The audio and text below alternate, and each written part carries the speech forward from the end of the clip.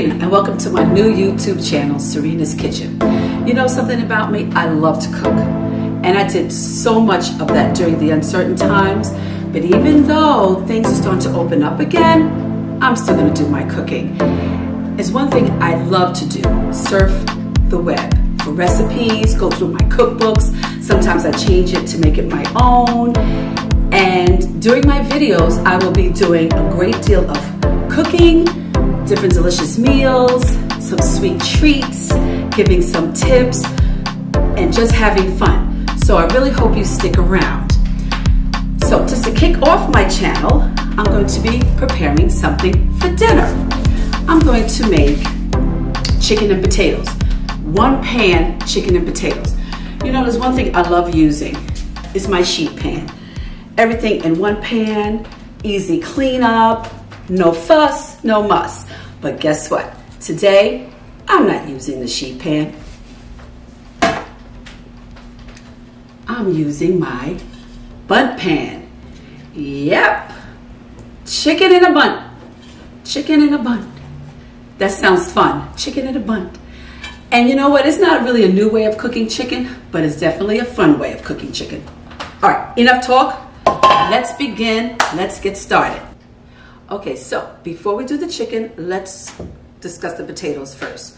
So I'm using UCAN gold potatoes. I love using the gold potatoes because especially when you make mashed potatoes, because they seem to cook up more creamier, and I don't always put milk in my mashed potatoes because I can't tolerate milk and cream. So when you mash a Yukon Gold, actually you can use a little chicken broth, mash it up, a little butter, a butter substitute, and it still comes out delicious and creamy. So today I'm using it to make my roasted potatoes.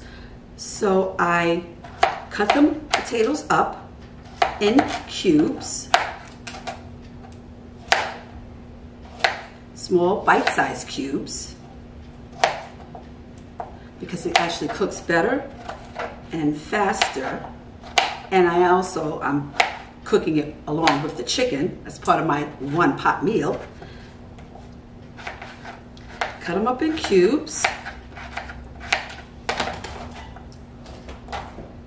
And then after I do that, I like to season up the potatoes. So I add some garlic powder. Delicious. Onion powder. And I also love to add the peppers. Green pepper, red pepper, and onion. Mix that in. It smells delicious. It's not even cooked yet. Sprinkle a little EVOO, also known as extra virgin olive oil. And let's just mix it up. Ooh, come back here. Delicious. Smells good already. Okay, now once that's mixed and all incorporated, the ingredients, I'm going to put it in the bottom of the Bundt pan. Okay, we'll spray a little EVOO at the bottom of the Bundt pan and layer the potatoes inside. And let's put them in here and then spread them around. Now, since they're not in a sheet pan, it's in the bowl, obviously they're gonna be laying on top of each other a little bit more. So during cooking time, you have to check it and just stir them up a little bit to make sure they are cooking thoroughly. Now also I like to add a little smoked paprika on top for that beautiful brown color that it makes, and it just gives it a nice little smoky flavor. Let's mix that up some more. All right, there are your potatoes. Now let's get to the chicken. Let's put this aside. And I'm gonna get my chicken. Come to mama. All right, we eat chicken a lot. I love chicken. As I've always mentioned before, you can do so much with a chicken. But what I like to tell you what I do with my chicken the night before sometimes. I like to brine it. And what that means, I soak it in a bowl of water with some salt and a little brown sugar. And I don't really measure, I just kind of eyeball it because it depends on how big your chicken is. And let that sit overnight. And what that does, it brings the chicken so juicy after it's cooked, and the flavors just seem to soak in so much nicer. So I took it out of the bowl, out of the brining bowl, and I rinsed it off, and you want to pat it dry because you don't want the skin to be wet when we put it on top of the Bundt pan, because you want the skin to be crispy. I love crispy skin. I'm gonna tell you, the skin is the best part of the chicken. I don't know what other people do. They take skin off. I like skin. All right, so what I like to do with my chicken also, I like to inject it. You know, cooking is like science. Don't let this scare you. It's okay, honey. I'm only giving you flavor. So I like to inject some garlic butter and seasonings inside of the chicken. So here's my little flavor injector. It's butter and garlic and a little bit of seasoning, other seasoning. Stick it in the breast part and give it a little squeeze. Ooh, it popped out. I love the way the skin puffs up because you know it's getting in there. It's getting all in there. So give it another little squeeze. Just give it a little bit more. Nice. It's puffing up nicely. All right, that's good. Now, next, what I like to do with my chicken. Now, get a little EVOO, spread it a little bit, and just rub. Be friendly with your chicken. Now, I like to make a nice little rub. In my rub is adobo, cumin, onion powder, garlic powder, parsley, a little turmeric, and smoked paprika. And I make the rub and I just smear it all over the chicken. Now when you cook, you can't be, oh, I don't want to touch it. You have to touch chicken. You have to touch your food. Oh, I remember teaching my daughter how to cook. I said, honey, don't be afraid to touch the chicken. But it's slimy. Alrighty, so we get in, rub the rub all nice in the chicken. It's gonna have a nice flavor to it. Let's get all of that rub in there. There's one thing I do not like is unseasoned food. All right, so now we're gonna put it in the Bundt pan. All right, now this is how we're gonna do it. Right here in the middle, we're gonna stick it right on top, but you have to wrap it in foil first. So just get some foil and wrap it around the hole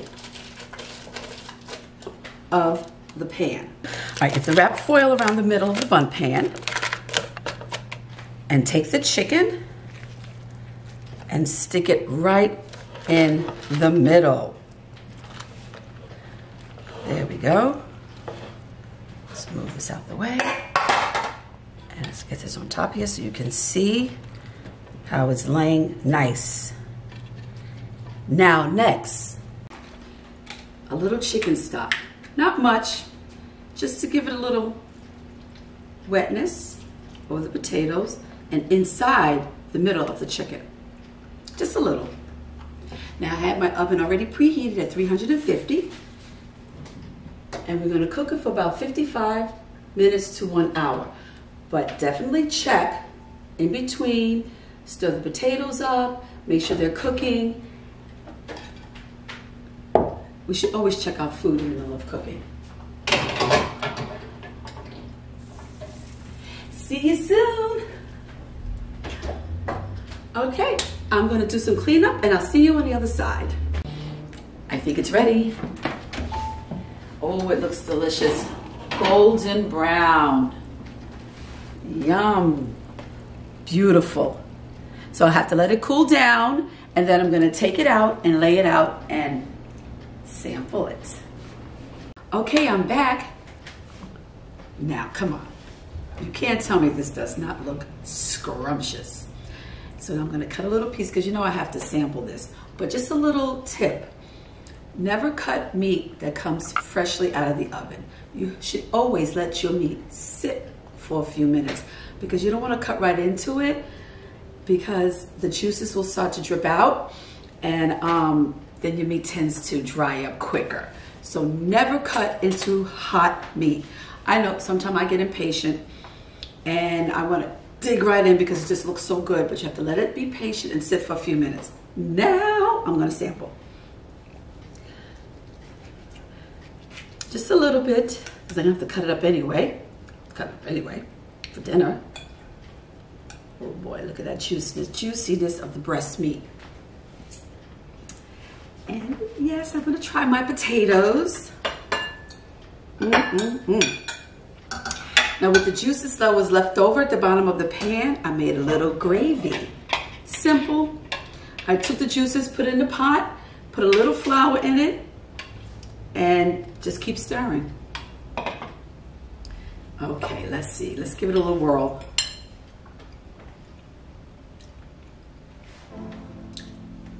I love food.